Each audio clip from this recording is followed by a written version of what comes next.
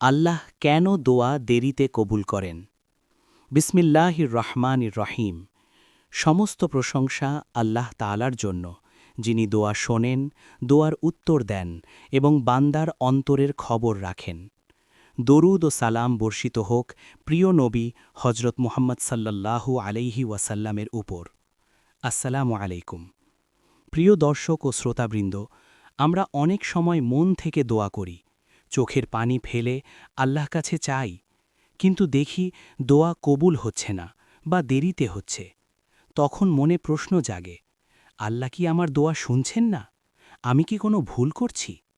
আজ আমরা কোরআন ও হাদিসের আলোকে জানার চেষ্টা করব, আল্লাহ কেন দোয়া দেরিতে কবুল করেন। ১. আল্লাহ দোয়া অবশ্যই শোনেন। প্রথমেই একটি বিষয় পরিষ্কার করে নিতে হবে, আল্লাহ কখনো দোয়া উপেক্ষা করেন না। আল্লাহ তাআলা কুরআনে বলেন, আর যখন আমার বান্দারা তোমার কাছে আমার সম্পর্কে জিজ্ঞেস করে, তখন বলে দাও, আমি তো নিকটবর্তী। আমি দোয়া কবুল করি যখন কোনো প্রার্থনাকারী আমাকে ডাকে। সূরা আল বাকারা, আয়াত ১৮৬। এই আয়াতে আল্লাহ সরাসরি ঘোষণা দিয়েছেন, তিনি নিকটবর্তী, তিনি শোনেন, তিনি সাড়া দেন। তাহলে প্রশ্ন আসে, কবুল হলে দেরি কেন? দোয়া কবুলের ৩টি পদ্ধতি। রাসূলুল্লাহ সাল্লাল্লাহু আলাইহি ওয়াসাল্লাম আমাদের এই রহস্যটি খুব সুন্দরভাবে বুঝিয়ে দিয়েছেন। তিনি বলেন, কোনো মুসলমান যখন এমন দোয়া করে যাতে গুনাহ বা আত্মীয়তার সম্পর্ক ছিন্ন করার কথা নেই, তখন আল্লাহ তাকে ৩টির একটি অবশ্যই দেন। ১. দুনিয়াতেই তার দোয়া কবুল করে দেন। ২.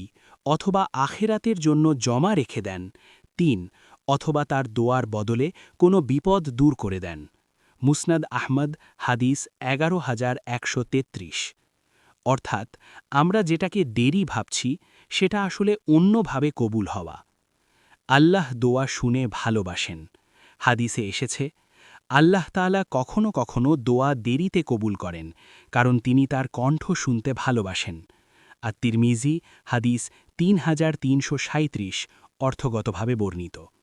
ভাবুন তো একবার, একজন বাবা যেমন সন্তানের ডাক শুনতে ভালোবাসেন, তেমনি আল্লাহ চান বান্দা বারবার তার কাছে ফিরে আসুক। দোয়ার দেরি মানে আল্লাহর অবহেলা নয়, বরং অনেক সময় আল্লাহর ভালোবাসা। দেরির পেছনে হেকমা বা কল্যাণ লুকিয়ে থাকে।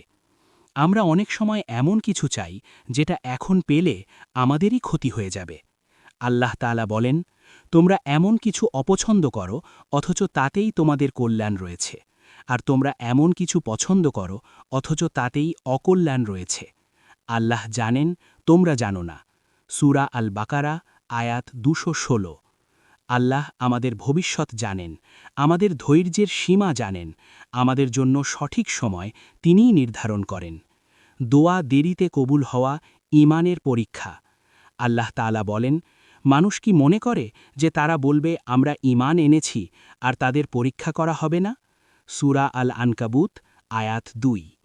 দেরিতে দোয়া কবুল হওয়া অনেক সময় আমাদের ধৈর্য, বিশ্বাস ও আল্লাহর উপর ভরসার পরীক্ষা। এই পরীক্ষায় উত্তীর্ণ হলে আল্লাহ এমনভাবে দোয়া কবুল করেন যেটা আমরা কল্পনাও করতে পারিনি। দোয়ার আদব না মানার কারণেও দেরি হতে পারে। রাসূলুল্লাহ সাল্লাল্লাহু আলাইহি ওয়াসাল্লাম বলেন, এক ব্যক্তি দীর্ঘ সফর করে, ধূলিধূসরিত অবস্থায় হাত তুলে দোয়া করে, হে রব, হে রব, অথচ তার খাবার হারাম, পানীয় হারাম, পোশাক হারাম। তার দোয়া কিভাবে কবুল হবে? সহিহ মুসলিম, হাদিস ১০১৫। অর্থাৎ হারাম উপার্জন, গুনাহে লিপ্ত থাকা দোয়া কবুলে বড় বাধা হয়ে দাঁড়ায়। প্রিয় দর্শক, মনে রাখবেন, দোয়া কখনো বৃথা যায় না। দেরি মানে প্রত্যাখ্যান নয়, আল্লাহ সবচেয়ে উত্তম সময়েই দেন। রাসূলুল্লাহ সাল্লাল্লাহু আলাইহি ওয়াসাল্লাম বলেছেন, দোয়া হল ইবাদতের মূল। আত-তিরমিজি, হাদিস ২৯৬৯। তাই দোয়া করতে থাকুন, হতাশ হবেন না, আল্লাহর ওপর ভরসা রাখুন।